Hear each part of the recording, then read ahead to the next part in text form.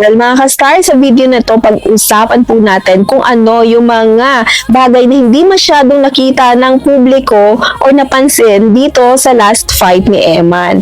Bago tayo magpatuloy, pakiusap lang po, please like, share, and subscribe. Ang simpleng act of kindness na iyan ay malaking tulong po sa aming mga video creator, mga ka-star. Pinoy sa TV. This is home. Ano ba? Diretso! At yung chance na pwede na sana siyang manalo pero hindi niya tinake advantage, and that includes ang pagiging pusong mamon ni Eman Bacosa Pacquiao, mga ka-star.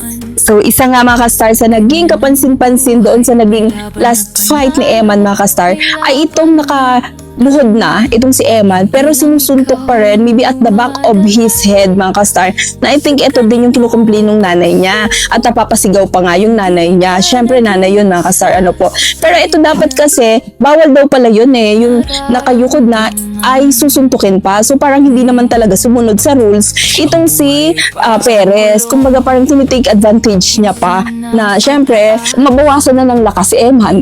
And dapat daw kasi itong referee is naging mabilis yung kanyang reaction, which is inawat niya na kasi nakayukod na. Pero natagalan pa, so nabugbog pa ng husto yung back of the head or basta bandang ulo yung Eman, mga ka-star. Unlike si Eman nga, makikita natin dito kung gaano kabait si Eman at maging din sa previous fight niya, second fight na nila ito ni Perez, pero makikita natin dun sa first at sa second fight ay nagpapakita ng consistency ng pagiging maawain at mabait itong si Eman sa kanilang laban sa ring, mga ka-star. Talagang nag-i-exhibit ito ng kakaibang kabaitan, mga ka-star. And besides, kung makikita natin, mga ka-star, kung tutusin lang talaga, may laban naman to si Eman Ang naging problem kasi ni Eman talaga yung hina ng paa niya at napakahalaga nun sa boxing. Like for example, ito kasi si Perez, napansin natin na parang kinakapos na siya ng oxygen Kinakapos na siya ng hangin Makikita natin na pagod na yung mukha niya. While si Eman, hindi natin nakitaan na napagod yung mukha niya. Saka may mga portion sa laban nila na makikita mo na may pagkakulang si Eman sa yung killer instinct na tinatawag. Kasi may tinamaan siya body shot. Tapos huminto si Eman. Tapos maririnig mo naman dun sa corner na yung boses ni Pau Salud na nagsisigaw na idiretso mo, huwag kang titigil. Yun yung naging kulang rin kay Eman nasaktan na yung kalaban. So nung nasaktan na si Perez, parang makapapansin mo nag-inarte na lang na kunwari tinamaan siya sa below the belt, pero hindi talaga. Makikita mo nasa line talaga ng belt mataas yung tama ng straight. Well, so nangangahulugan lang, mga ka-star, na naisahan to si Eman pagdating sa taktika. So alam kasi nito ni Perez na itong si Eman talaga ay maawain, at yung pagiging maawain, yung pagiging pusong mamo ni Eman ang nagdala sa kanya sa pagkatalo, mga ka-star. Kung mapapansin natin, kasi doon ay makikita na nga natin na nasaktan na kung baga time na yun ito yung opportunity ni Eman para pabagsakin yung kalaban, talagang nasaktan pero yun nga kaya hindi pa naman siya inaawat ng referee during the time, so that means pwede pa niyang sunod-sunod din hindi ina-out talaga ng referee. Nakatayo lang yung referee. Pwede pang tuloy-tuloy na sumuntok ang si Eman nun Yeah, so that means hindi pala naniniwala yung referee na nasaktan ito sa below the belt. So ito kasi talaga naging problema si Eman, yung awa. Oo, kasi kung sunod niya na yun, chance na niya yun, talaga malaki yung chance ni Eman na makabawi at ma-knockout itong si Perez, considering, mga ka-star, na talagang nakitaan natin yung mukha niya pagod na. Well, si Eman, tama din naman yung isang comment ni Jakes Bacosa nung kapatid niya na sinasabing nakikita niyo lang yung pagbagsak pero hindi niyo nakikita na si Eman walang gasgas, walang pasa, so ganun, parang in good condition siya. Pwede rin kasi na malaki yung chance na hindi na rin nakakapag-isip si Eman kasi medyo pagod na nung time na yun. Saka syempre makikita naman natin yung second round, nung bumagsak siya, nakaluhod na siya, pinapaulanan pa siya ng suntok, which is bawal talaga yon sa boxing. Once na na-drop na yung hand sa canvas, hindi na siya pwedeng suntukin. Di tulad sa MMA na continuous lang kahit bumagsak na. Yeah, kaya sa masasabi natin, nataktikahan, yung mga tactics na, dirty tactics maybe, na hindi, parang nasira yung diskarte ni Eman. Tama siya, hindi nga nakapag-isip na. And siguro, na na rin naapektuhan na rin si Eman ng mga previous na pagbagsak niya. So, kumbaga, nasira na yung diskarte niya doon. So, yun yung nangyari mga ka-star. Pero malaki yung chance niya. So, masasabi natin siguro na, kulang pa sa hindi ready, hindi prepared si Eman. Kasi, yung totoong prepare the boxing, include yan yung kanyang emotions, yung kanyang toughness ng kanyang utak, yung mental alertness na hindi dapat masisiri despite kung ano man yung mangyari. Kasi nga, boxing yan, expect the unexpected. Siguro marami ring iniisip si Eman. Siguro hindi siya mentally prepared kasi nung, di ba, naalala niyo yung last fight niya nung nanalo siya ng TKO against dun sa Indonesia na kalaban niya. Hindi mo na ako pinagdadaanan ngayon, hindi nyo lang po nakikita. Tapos sabi niya nung ini-interview siya, masaya siya pero marami siyang iniisip na problema. Di natin alam kung ano yung problemang pinagdaraanan ni Eman. Pero nagpapasalamat din po ako sa suporta at pagmamahal niyong lahat. Well, So baka hanggang ngayon nadala pa rin niya. Kahit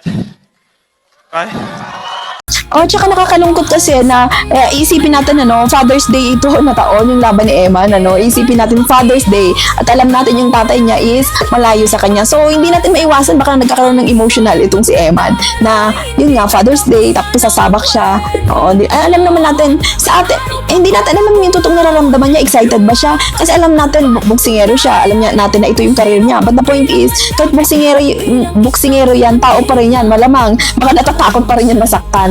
Like yung ipinakita sa atin ni Eman, na nung susuntukin na siya, kaya actually hindi siya nasuntok, kaya bumagsak siya kumupong siya parang tumago siya dun sa suntok hanggang sa napaluhod siya, parang iniwasan niya yung suntok, that's why napaluhod na siya, which yun nga, tinitake advantage pa rin ng kalaban. So ayun mga ka-star, at eto nga ay Saka mapapansin nyo sa video, every time na bumabagsak talaga si Eman, laging may follow-up na mga suntok si Perez. Yun yung ni Perez. Kaya deserve niya talaga manalo kasi andun yung killer instinct niya Kaya kahit pagod na si Perez, magbibitaw pa rin siya ng suntok hanggang mapabagsak niya si Eman. Which is si Eman, pag nasasaktan niya yung kalaban, nahinto siya. Parang di natin alam kung nauubusan siya ng stamina, napapagod, or sadyang kulang lang talaga ng killer instinct na tinatawag sa boxing. Well, I think it's not that Parang feeling ko talagang pusong mamon si Eman Kasi makikita mo na naaawa siya sa parang alam niya nasaktan niya, ayaw niya nang durugin pa Natatakot siyang manakit ng todo-todo. Kasi mapansin natin kung gaano kabait talaga ito si Eman sa ring The same kalaban si Perez pa din. Nung first fight niya, which nanalo si Eman, syempre hawak ni Pacquiao yan guided siya, tsaka masaya siya nun Oo, syempre andyan yung body money niya. Ay diba nga, nalaglag ang mouthpiece nitong si Perez. At ito nga, sa sobrang bait ni Eman, itinuro niya pa sa coach. Makadalawang ulat nangyari yung pagkahulog ng mouthpiece, pero hindi tinitake advantage ni Eman when in fact, kayang-kaya na dapat tapusin ni Eman yun. Kasi yun, pagka walang mouthpiece pala, mas malaking damage na pwedeng malagay. Kasi mas masakit. Pero hindi tinake advantage ni Eman. Kakaibang boksingero si Eman. Parang eto lang yung boksingero yata na ganyan ang ginagawa. Saka may part dun, yung first fight nila, may part dun na niyakap at hinalikan ni Perez sa gitna ng laban si Eman Bacosa. Well, siguro itong pagyakap at paghalik na ginawa ni Perez dun sa first fight nga nila, ay maybe ito ay isang pagpapasalamat dahil nga hindi siya tinake advantage ni Eman, hindi siya binugbog noong mga time na wala siyang mouthpiece. Dito sa second fight, nakita naman natin kung paano rumesback itong si Perez. Kumbaga, no mercy. Nakadapa na si Eman, ay nakaluhod, pero patuloy pa rin siyang binubugbog. Especially sa part ng head ni Eman, mga ka-star. So ayan, to conclude mga ka-star, isa sa malaking reason kung bakit natalo itong si Eman, aside from, syempre, maybe yung training, baka kulang sa training, pero isa talaga dito nakitang-kita natin ay yung pagiging sobrang bait, pusong mamon nitong si Eman dito sa ring, mga ka-star. Pag-usapan po natin itong naging long post ni Jakes Bacosa. Actually, ipinost niya ito is around 2 o'clock ng madaling araw, mga ka-star. So siguro hindi nakatulog itong si Jakes Bacosa, kapatid ni Eman Bacosa. sa mga mga ka-star. Ito nga ay kaugnay sa naging pagkatalo ng kanyang kuya Eman at syempre pa dahil na rin siguro sa dami ng mga bashing na tinatanggap ni Eman ngayon. So eto mga ka-star, yung naging paliwanag kasi ni Jakes ay nakasenter dito sa umano ay sa timbang ni Eman, which is 136 pounds kasi dapat hinahabol nila is 135 pounds. Nangyari itong si Perez 138 lang, hindi na naghabol. While si Eman 136 naghahabol pa rin. So ang ginawa pala nito is nagpainit. Oo, siguro nagtatakbo or nagpainit para lang mag-lose ng ng timbang by means of magpapawis o parang dinidehydrate yung katawan. So pagka ganun nga naman talaga or plus yung mga diet na ginawa niya, so malamang talagang nanghihina pa to si Eman. So sabi nga niya kahit daw mag-jogging parang hindi pa kaya. Yung reason na sinasabi niya mga ka-star, well, may mga nag-comment positively. Syempre, page niya ito. Kaya expected natin maraming positive comment. Although may mga sumingit din na negative comment.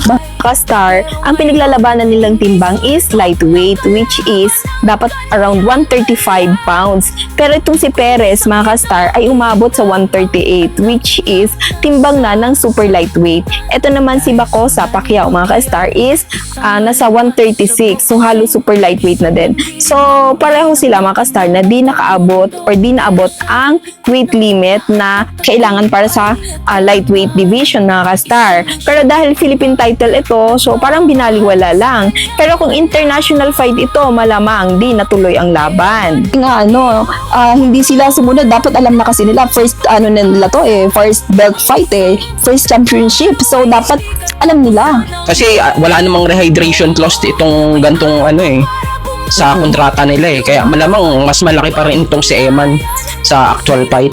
Hanggang dito muna mga ka-star, and I hope nagustuhan nyo itong video natin ngayon para naman hindi puro bashing lang ang natatanggap ngayon ni Eman. Maraming salamat sa panonood mga ka-star. Kung nagustuhan ninyo ang video na ito, huwag kalimutang i-like, i-share sa inyong mga kaibigan, at mag-comment ng inyong opinion sa ibaba. At syempre, i-subscribe na rin para lagi kayong updated sa mga susunod nating videos. Kita-kits ulit sa next upload mga ka-star. Huwag palampasin. Ikaw naroroon ngayon kabayan, Pinoy Star TV. This is home.